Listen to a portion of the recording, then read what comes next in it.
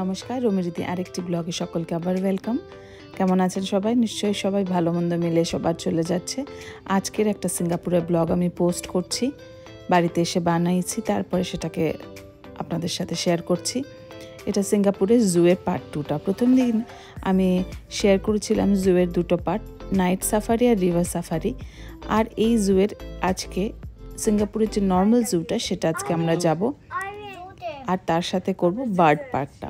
Bird পার্কটা বলতে জুরং park যেটা আগে ছিল সেটা এখন বন্ধ হয়ে জুয়ের পাশে শিফট হয়ে গেছে। সকালবেলা আমরা ব্রেকফাস্ট হয়ে রেডি হয়ে বেরিয়ে পড়েছি। খুব বৃষ্টি ছিল সেদিনকে, সিঙ্গাপুরে অন অ্যান্ড অফ বৃষ্টি হয়, তাই জন্য রেনকোটটা আমরা সবসময় সঙ্গে করে এনেছি। ছেলে মেয়েদেরটা নিয়ে এসেছিলেন, আমাদেরটা এখানে কিনে নিয়েছি। এই যে বার্ড পার্কটা আমরা পৌঁছে গেছি। একই জায়গায় জুয়ের চারপাশটা পুরোটা এক জায়গায় করে নিয়েছে সব, আগে আলাদা আলাদা ছিল। জুরং বার্ড পার্কটা বন্ধ হয়ে এখন এখানে জুয়ের সামনে ডান দিকে একটা বার্ড পার্ক করে নিয়েছে। পুরো ওই পাখিগুলোই নাকি এখানে শিফট করেছে। আর ঢুকতে একটা সুন্দর আর্টিফিশিয়াল ওয়াটারফল তৈরি করেছে। তবে আমি যেটা দেখে বুঝলাম এখনও অনেক আন্ডার কনস্ট্রাকশন, আরও কিছু হয়তো তৈরি হচ্ছে। এই যে একটা গুহা আকৃতি দিয়েছে, আর এসকালেটার দিয়ে উপরে ঝর্ণাটার উপরটা দেখা যাচ্ছে।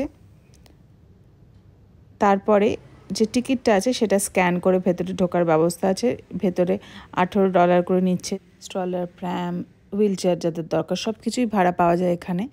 আগে জুরং পার্কেও এই পেঙ্গুইন রিজার্ভ কোভটা ছিল ঢুকতে ডান দিকে, এখানেও সেটাই করেছে। একটা টেম্পারেচার কন্ট্রোল পেঙ্গুইনের একটা আর্টিফিশিয়ালি, সবই আর্টিফিশিয়াল, কারণ এই টেম্পারেচার পেঙ্গুইন তো বাঁচতে পারবে না, তাই জন্যে ঢুকতে একটা সিনেমার অ্যাম্পি থিয়েটার মতন বানিয়েছে। তার সামনে একটা বিশাল পেঙ্গুইন রাখার রিজার্ভের মতন করেছে, যেখানে পেঙ্গুইনগুলো একদম স্বচ্ছন্দে সুইম করে বেড়াচ্ছে। এটা আটলান্টিসেও ছিল, তবে পেঙ্গুইনগুলো ছোট ছোট সাইজের, অনেক আর্টিফিশিয়াল পেঙ্গুইনও মাঝখানে বসানো আছে। তবে একদম কাঁচের সামনে পেঙ্গুইনগুলো চলে আসছে। আর পেঙ্গুইনের ফিডিং টাইম হয়, সেই ফিডিং টাইমে গেলে খুব মজা লাগে। তবে জানতাম না ফিডিং টাইমটা কখন, লেখাও থাকে না। তবে ঘুরতে ঘুরতে যদি কোইন্সিডেন্টালি ফিডিং টাইমে ঢুকে পড়েন তবে দেখতে সেটা খুব মজা লাগে। পেঙ্গুইন থেকে বেরিয়ে যেটা ছিল সেটা হচ্ছে প্রচুর ধরনের হর্নবিল পাখি। হর্নবিল পাখিগুলো আমি আগে জুরংয়ে দেখেছি যা সাইজ, তার এগুলো মনে হলো ডাবল সাইজের, বিশাল বড় আকৃতি। কিছু ছোট ছিল যদিও, আর অনেক ধরনের পাখি। এবং এগুলো জুরংয়ের মতন করে রাখিনি, একটু আলাদা করে রেখেছে দেখলাম। স্ট্রাকচারাল ডিফারেন্স তো হবে, কারণ পুরো পার্কটাই নতুন করে বানিয়েছে আর এখনও কনস্ট্রাকশনের কাজ চলছে দেখলাম। বিভিন্ন ধরনের হর্নবিল পাখি, তার সোর্স সব কিছু লেখা আছে। হর্নবিল পাখিগুলো দেখতে কিন্তু ভয়ঙ্কর লাগছিল সামনের থেকে, তার বিকটার জন্যে, ঠোঁটটার জন্য অনেকটা। এই একটা কাগু বলে এদের লোকাল পাখি, কীরকমভাবে ফক্সের মতন হেঁটে বেড়াচ্ছে। আর এরকম নেট করে কেজ করে বিশাল আকৃতি এগুলো, যাতে পাখিদের মনে হয় কোনো কষ্ট না হয়, ন্যাচারাল ফিলিংটা আসে, সেই জন্য একটা ওইভাবে রাখার ব্যবস্থা করেছে।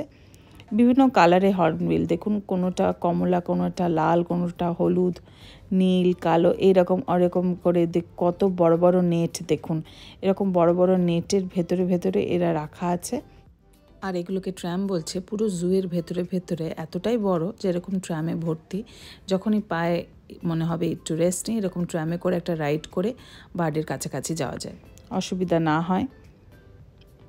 তো আমরা একটু দেখে ফ্ল্যামিঙ্গো পার্কের দিকে এলাম, যেখানে প্রচুর ফ্ল্যামিঙ্গো ঘুরে বেড়াচ্ছে, আর পিঙ্ক কালার বলে প্রচণ্ড সুন্দর লাগছিল দেখতে। জুরং পার্কেও ফ্ল্যামিঙ্গো পার্কটা ছিল। এত হাঁটাহাঁটির পর খিদে পেয়ে গেছিলো বলে প্রত্যেকটা পার্কের চারপাশে মানে পোস্টে একটা করে এরকম খাবার আউট স্টেশন করা আছে। এটা কোনো ম্যাকডোনাল্ডস বা কেএফসির মতন কোনো স্টোর না, এদের লোকাল নিজস্ব দেখলাম। আর কোয়ালিটি অফ ফুড খুবই ভালো ছিল। আমি দুপুরবেলাটা মোটামুটি আমাদেরকে দেখছি প্রত্যেক দিনই বাইরের খাবার খেতে হচ্ছে, কারণ সকালবেলা ব্রেকফাস্ট করে আমরা বেরিয়ে যাচ্ছি। তবে এই খাবারের কোয়ালিটিটা অনেকটা, যতগুলো স্টোরে আমরা খেয়েছি দুপুরবেলা। আর এই সময় কিছু করার নেই, এই জাঙ্ক ফুডই খেতে হবে কিছু, যেটা অ্যাভেলেবেল। বাচ্চাদের এরকম একটা স্যালাড, উইংস, পোট্যাটো, হ্যাশ ব্রাউনের মতন, তারপরে নাগেটস, এগুলো বিভিন্ন ধরনের খাবার। আমি একটা চুরোজ অর্ডার করেছিলাম। এই খাবারের কোয়ালিটিটা মোটামুটি বেটার, অল ওভার যা খেলাম দুপুরবেলার স্ন্যাক্স তার থেকে অনেক। তার পাশেই একটা অ্যাম্পি থিয়েটার ছিল। কোনো রকমে খেয়ে এই অ্যাম্পি থিয়েটারে শো হয়, একদম দৌড়ে দৌড়ে শো দেখতে বসে গেছিলাম।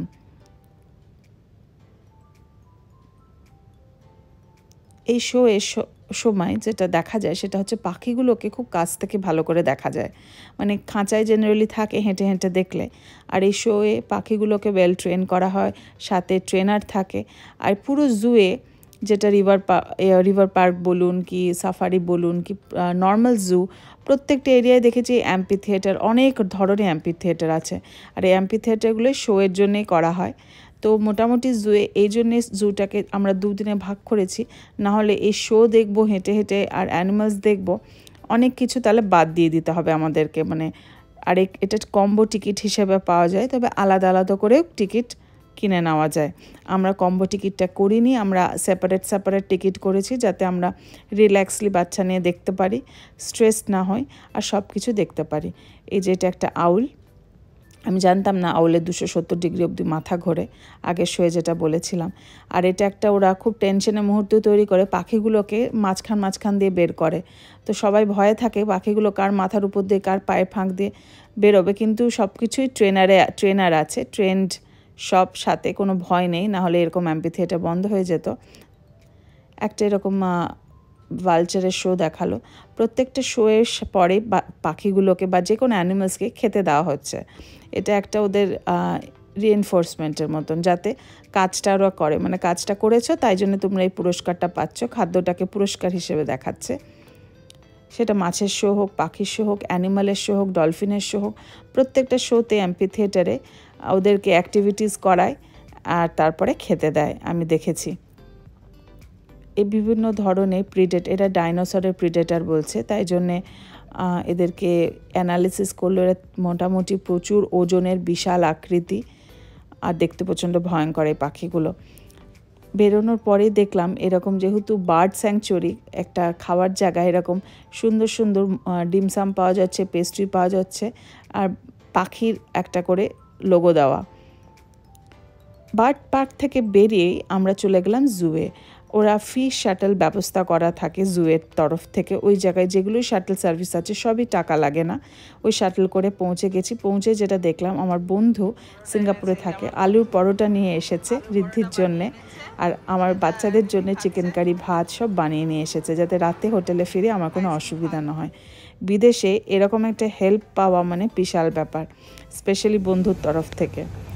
আর থ্যাংক ইউ তানিয়া, আলুর পরোটাটা দারুণ হয়েছে। জুয়ের প্রথমেই ঢুকতে দেখলাম পেলিক্যানগুলো কিন্তু ছবিতে জানি না কেমন লাগছে, কিন্তু চোখের সামনে প্রচুর বড় বড় সাইজের। আর পেলিক্যানের সাথেই ছিল এই মাংকিগুলো, এই একদম কালো কালো, মুখগুলো কিন্তু ছোট ছোট, আর ওরা একসাথে থাকছিল একটা এরিয়াতে। তারপরে চলে গেলাম ওরাংওটাং দেখতে। আমি খুব এক্সাইটেড ছিলাম, কারণ ওরাংওটাংটা আমি প্রথম দেখলাম।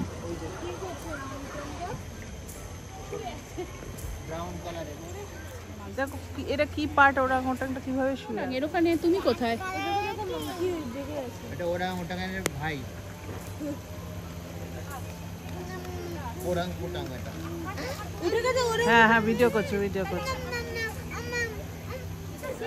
দিদি আমিং, নাম হলো আমিং। হ্যাঁ, ইয়েস, ওয়াও, সি দারুণ দেখো। ইয়েস, আমিং সুইঙ্গিং। কোথাও ওরাংওটাং দেখতে পাবি না কিন্তু। তো ওরাংওটাং দুটো নাম আছে, এই ওরাংওটাংটার নাম নাকি আমিন, আমার বন্ধুর মেয়ে আমাকে শেখালো, আমাদের জানালো। এইটাও দেখতে পাবি না, ওরাংওটাং চিনে গেছে। এইটা দেখ। তো আমরা এই একটা দারুণ মুহূর্ত দেখলাম, ওরাংওটাং এর ঝুলে ঝুলে যাওয়া। এই সুইমিং পুলটা কিন্তু খুব রেয়ার দেখা যায়। বলো, ডু ইউ রিমেম্বার দিদি? দিদি হোল্ড হ্যান্ড, দিদি's hand.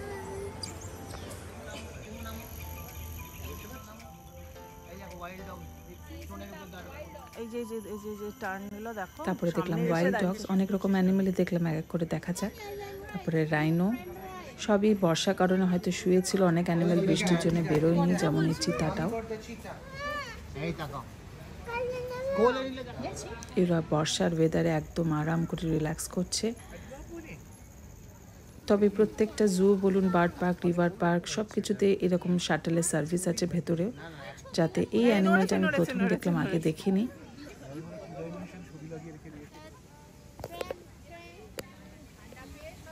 আর লায়নটা তো লেজি লায়ন হয়ে ঘুমাচ্ছিল। লাস্টে একটা আমরা ঠিক করেছি এই ট্রাম নিয়ে পুরো ঘুরে নেব একটা চক্কর। আর এটা হচ্ছে চাইনিজ বিয়ার্ড মাংকি। এই গোপ আছে, দেখুন মাংকিরই আরেকটা জাত।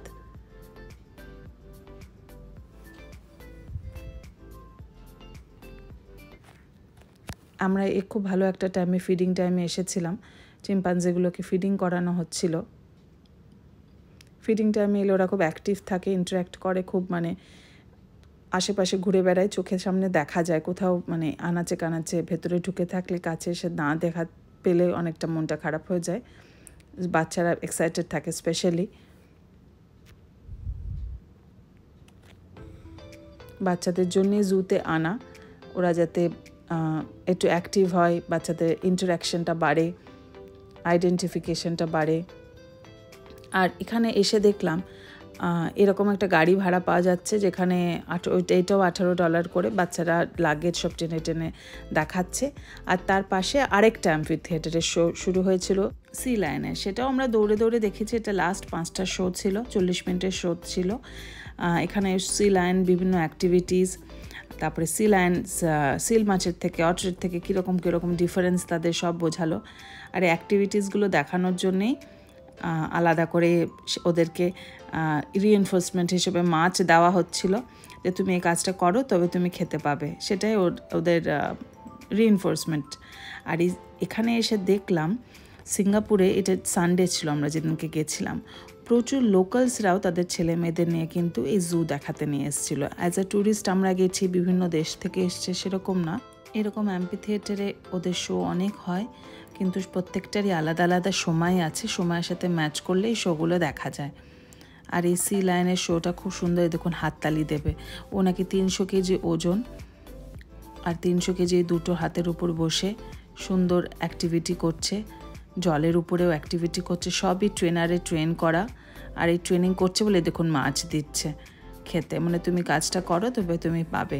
একটা অদ্ভুত আন্ডারস্ট্যান্ডিং, সব কিছুই অন কন্ডিশন জীবনে।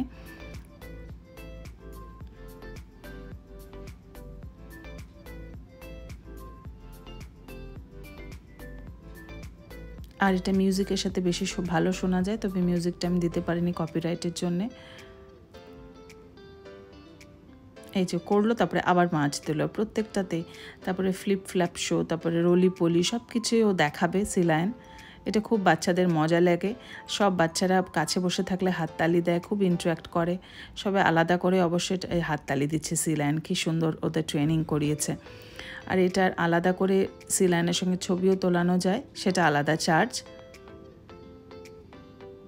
সি লায়ন কেন, এখানে ডলফিন শো হলে সেখানেও আমি ব্যাংককে দেখেছি একই সিস্টেম। এখানে ওরা একটা ঘড়ি ফেলে দেবে, সেই ঘড়িটা সি লায়ন খুঁজে বের করে দেবে। এই একটা ইভেন্টও আছে। মোটামুটি 40 মিনিট লাগলো। এটার জন্য কোনো চার্জ লাগে না। এই অ্যাম্পি থিয়েটারে, যে কোনো অ্যাম্পি থিয়েটারের শোতে আলাদা করে টিকিট লাগে না। ওই জুয়ের টিকিট বা রিভার সাফারি, নাইট সাফারি, যে কোনো সাফারি জুয়ের পার্টের টিকিট দিয়ে সেটা হয়ে যায়।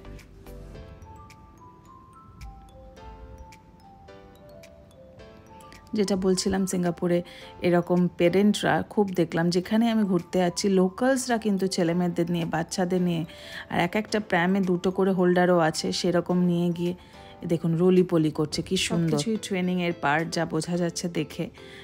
আর এই যেটা দেখলাম আমি, যেটা আগের কথায় ফিরে আসা যায়, তো পেরেন্টিং খুব অ্যাক্টিভ সিঙ্গাপুরে দেখলাম। যাই হোক, জুয়ের এপিসোডটা কেমন লাগলো আমার জানাবেন আমার ব্লগে।